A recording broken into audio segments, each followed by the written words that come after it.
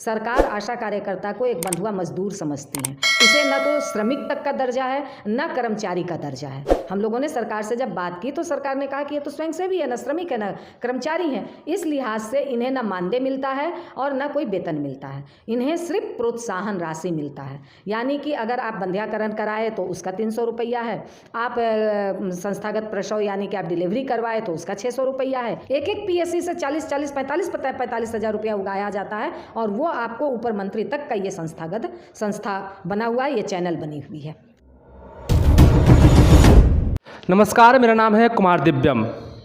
2005 में भारत सरकार ने ग्रामीण स्वास्थ्य की बेहतरी के लिए राष्ट्रीय ग्रामीण स्वास्थ्य मिशन की शुरुआत की थी, जिसके तहत आशा कार्यकर्ताओं ने ग्रामीण इलाकों में काम करना शुरू किया।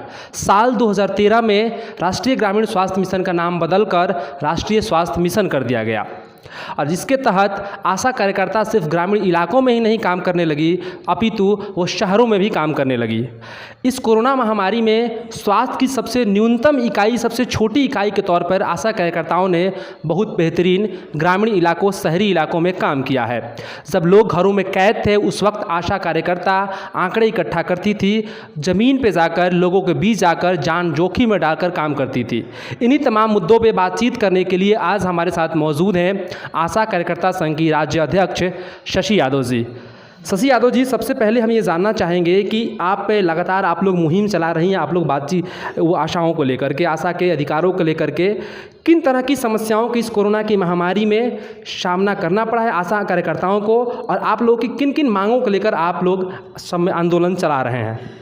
देखिए, इस कोरोना महामारी में तो आशा को बहुत ही समस्याओं का सामना करना पड़ा है, क्योंकि एक तो जो वो काम कर रही थी, उनका जो रेगुलर वर्क था वो भी करना पड़ रहा था। कहीं मतलब पहले बार में तो वो ठप हो गया था, दूसरे बार में मगर वो काम चल रहा था, क्योंकि डिलीवरी रुक नहीं सकता है, तो वो भी उसका काम था। और साथ ही कोरोना का भी जो तमाम काम थे, सर्वे करना, तमाम तरह के काम, लोगों के घरों में, क्वारंटाइन के घरों में जाकर के पोस्टर चिपकाना, उनका रेगुलर हाल चाल लेकर के पीएससी को खबर करना, तो ये तमाम कामें आशा कार्यकर्ता कर रही थी। मगर इसके लिए सरकार ने, ना पीएससी ने उनको किसी भी तरह का कोई साधन मुहैया कराया। पहली बात तो कि वो पैदल चलती थी, क्योंकि उस समय ऑटो बंद था, लॉकडाउन के समय में कोई साधन नहीं मिलता था, वो पैदल चल कर के जाती थी, सबके पास गाड़ी नहीं होता।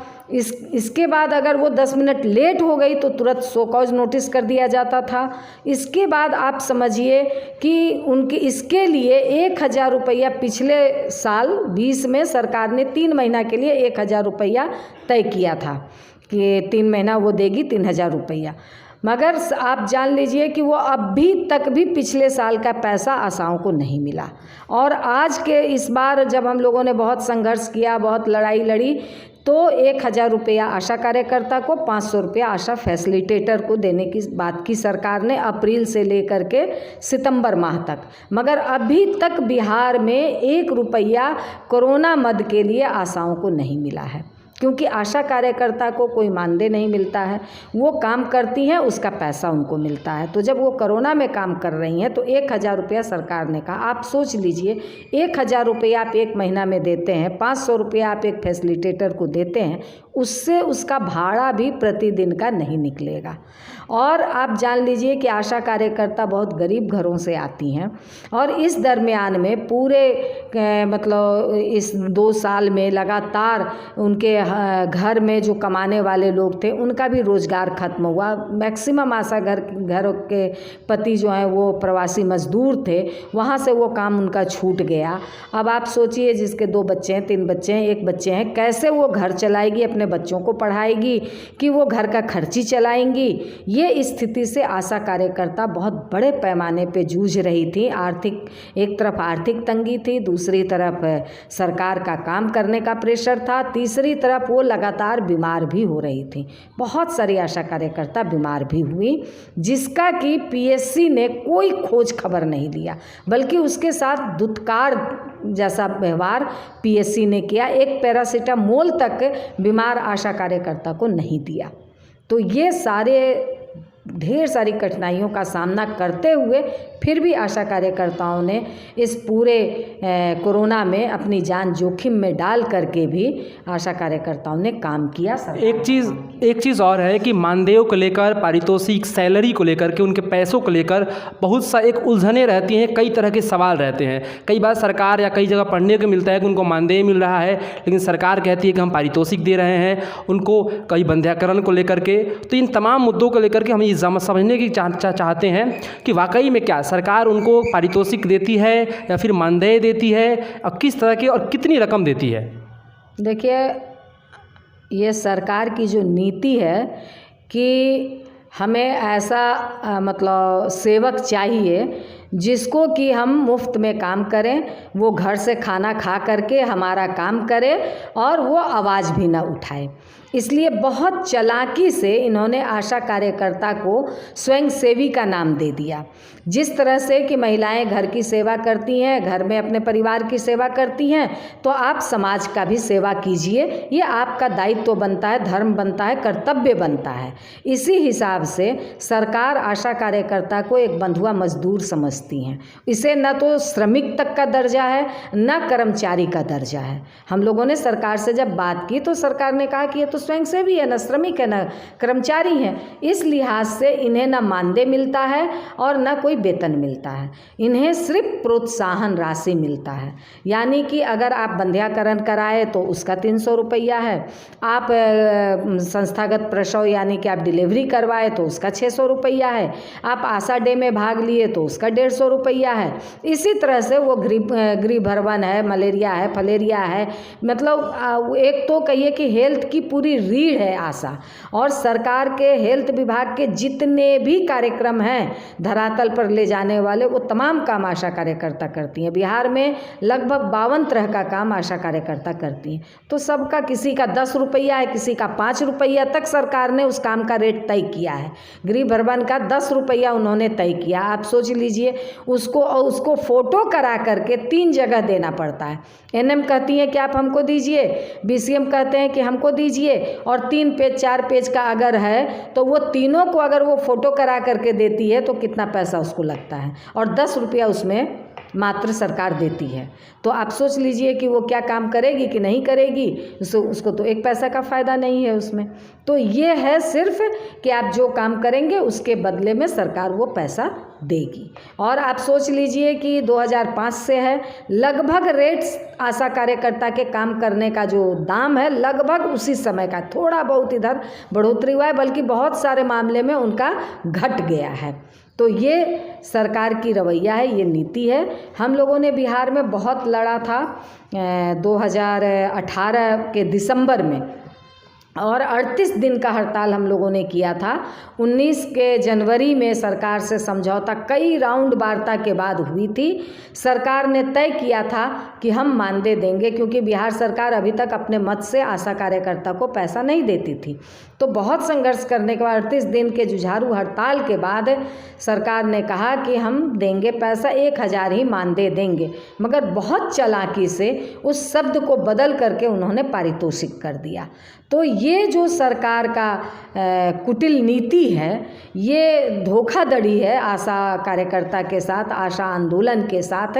ये साफ साफ सरकार ने धोखा किया है। यही मंत्री मंगल पांडे उस समय थे और इन्होंने ही धोखा किया है।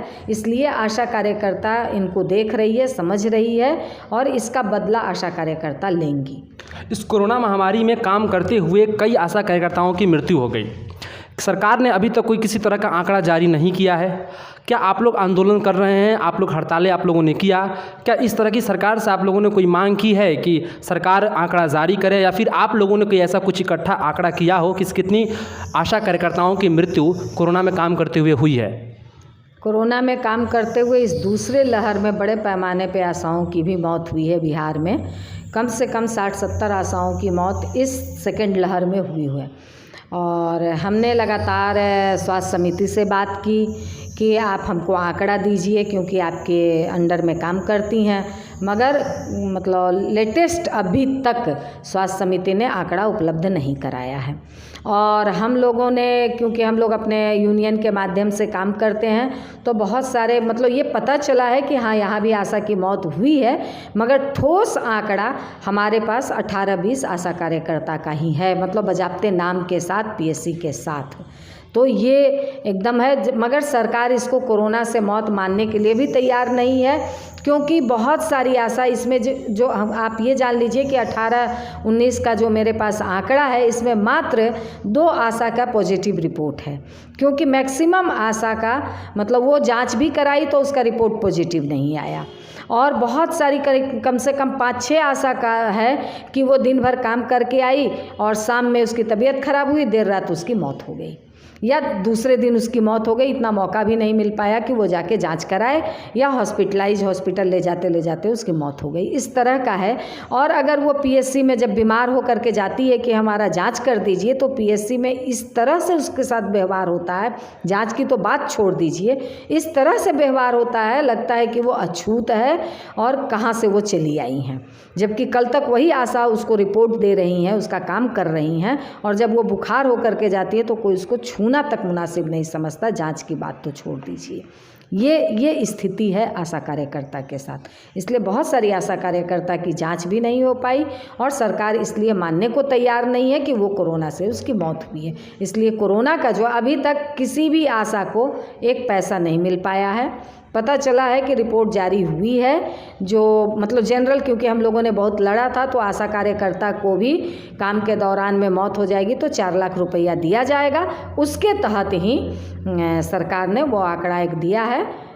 2017 से 2020 के दिसंबर तक 243 आशा की मौत का आंकड़ा राज्य स्वास्थ्य समिति से मुझे मिला है कि इनका 4 लाख का रुपया वो सैंक्शन हो चुका है, मिल जाएगा। मगर कोरोना की मौत का सरकार ने ना कोई आंकड़ा जारी किया है, ना उसको कोई मुआवजा मिला है। केंद्र सरकार ने कहा कि हम 50 लाख देंगे, मगर उसमें इतना, लेकिन परंतु उस समय केंद्र सरकार ने पिछले बार कहा था, इस बार भी कहा था कि जो अगर काम करते हुए एक्सीडेंट से भी मारी जाएगी तो उसको भी हम देंगे 50 लाख। मगर इस बार वो एकदम टोटल इन सारी चीज़ों को छोड़ करके उसमें इतना अगर मगर लेकिन परंतु लगा दिया है कि उतना आशा के परिवार से उतनी चीज़ें जुटेंगी ही नहीं, और वो उतना काम कर भी नहीं पाएंगी और उनको मिल भी नहीं पाएगा। एक और चीज़ हम आशा फैसिलिटेटर की बात करना चाहेंगे कि शायद अगर मैं सही हूँ तो हर 20 आशा पे 1 आशा फैसिलिटेटर रखा जाता है। लेकिन हमने कई रिपोर्ट पढ़ रहे थे, द वायर की मैं रिपोर्ट पढ़ रहा था और भास्कर की रिपोर्ट पढ़ रहा था, तो मैंने उसमें देखा कि कई बतौर नाम के साथ कई आशा कार्यकर्ताओं ने शिकायत किया था कि वो लोग BCM प्रभारी, ये लोग उनके माध्यम से पैसे उगाही करते हैं। एक तो उनको कम पैसा मिलता है, और जो पैसे मिलते हैं तो उनकी सैलरी जब जाती है तो उनसे सैलरी देने के लिए, उनके खाते में भेजने के लिए उनसे पैसे डिमांड किए जाता है बतौर नाम के साथ। तो इस तरह की परेशानियों का भी सामना आशा कार्यकर्ताओं को करना पड़ता है। ये तो कह लीजिए कि ऊपर से लेके नीचे तक ये भ्रष्टाचार एक तरह से संस्थागत बनता चला गया है। जिस तरह से सरकार ने संस्थागत प्रसव कराने के लिए आशा कार्यकर्ता की बहाली की, उसी तरह से ये संस्थागत रूप ले लिया है भ्रष्टाचार, और ये सही है। सभी आशा कार्यकर्ता को अपना काम किया हुआ पैसा निकालवाने के लिए उसको घूस देना पड़ता है। और सरकार ने, अब मैं ये तो नहीं कहूँगी कि फैसिलिटेटर, क्योंकि फैसिलिटेटर 20 आशा पे एक आशा फैसिलिटेटर की बहाली की गई है, इसलिए मैं इसको नहीं कहूँगी कि आशा फैसिलिटेटर को वो पूरा माध्यम बना दिया है, क्योंकि बहुत सारी जगह आशा फैसिलिटेटर ने विरोध किया है। इसलिए ये बात उभर करके आशा फैसिलिटेटर से ही सामने आई है। उसको ज़रूर वो इस्तेमाल करने की कोशिश BCM और मतलब PSC के प्रभारी के द्वारा ज़रूर इस्तेमाल करने की कोशिश की जाती है। एक जगह अभी हाल में ही आपको एक PSC का प्रभारी, मैं बहुत नाम नहीं लेना चाहूँगी, तो वो कह लीजिए कि बहुत दबाव बनाया वहाँ हमारी अध्यक्ष सचिव हैं आशा कार्यकर्ता की, दोनों के ऊपर, कि इतना पैसा आपको देना पड़ेगा तभी हम आपका पेमेंट करेंगे। जब अध्यक्ष ने लड़ा, बहुत लड़ने के बाद वो पीछे हटे, फिर सचिव पर ये प्रेशर बनाया गया। तो उन्होंने कहा कि उस समय वो इनकार की कि मेरे घर की माली हालत बहुत ख़राब है, हम नहीं दे पाएंगे। तो उसका कह लीजिए कि अगर 4,000 का पेमेंट बनता है तो उसका 2,000 का पेमेंट बना करके अश्विनी पोर्टल के माध्यम से, क्योंकि अभी दिसंबर से ऑनलाइन पेमेंट हम लोगों ने बहुत संघर्ष करने के बाद ये स्थिति आई है, अश्विनी पोर्टल से पेमेंट हो रहा है। तो वो कह लीजिए कि उसका मतलब सीधा आधा काट करके 2 महीने 3 महीने का लगातार उसका पेमेंट बनाया गया। तब उन्होंने हमारे पास हमको सूचना मिली, यहाँ से हम लोगों ने लगातार बहुत लड़ना पड़ा, तब जा कर के वो अधिकारी पीछे हटा और एक तरह से कहिए कि समझौता हुआ। तो ये स्थिति, अब कितनी आशा इतनी लड़ पाएगी। उन्होंने तो यहाँ तक कह दिया था कि हम नौकरी जाए तो जाए मगर हम आपसे पैसा वसूल के रहेंगे। ये इस स्तर पर कितनी आशा लड़ पाएंगी। तो ये सचमुच में उनका कमाया हुआ पैसे का पूरा बंदरबाट ये नीचे से लेकर के ऊपर तक, और ये सिर्फ नीचे के अधिकारी तक पैसा नहीं रहता, एक पीएससी से 40-40 45 हज़ार रुपया उगाया जाता है और वो आपको ऊपर मंत्री तक का ये संस्था बना हुआ है, ये चैनल बनी हुई है।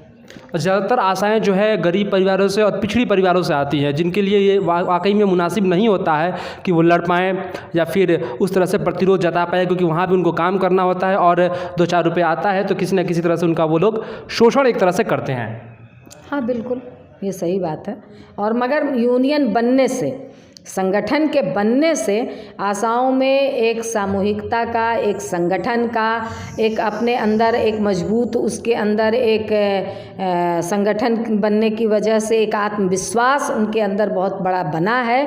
और तब वो लड़ती भी हैं बहुत सारे जगह पे, कहीं कहीं पे नहीं लड़ पाती हैं मगर बहुत मैक्सिमम जगह पे लड़ रही हैं इस भ्रष्टाचार के खिलाफ, इस कमीशन खोरी के खिलाफ। हम लोगों ने कई बार पीएससी को ठप किया है, लड़ रहे हैं, तभी चीज़ें ये उभर करके सामने भी आ रही है। पहले तो पता भी नहीं चलता था, मगर अब वो जो उभर करके सामने आ रहा है तो ये संगठन और यूनियन के बल पे ही आशा के अंदर एक आत्मविश्वास बना है, उनके अंदर एक मजबूती आई है, तो वो लड़ रही है, तो चीज़ें आपके सामने भी उभर करके सामने आ रही है।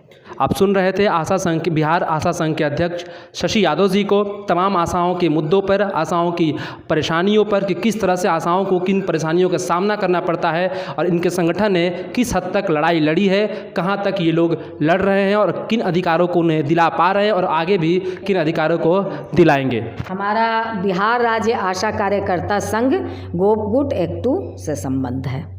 जी चलिए, आपका हमसे बात करने के लिए बहुत बहुत शुक्रिया। आप हमारे चैनल को सब्सक्राइब कीजिए, शेयर कीजिए। शुक्रिया आपका भी कि आपने इस सवाल को अपने चैनल पे उठाया, इसके लिए आपको भी बहुत बहुत धन्यवाद।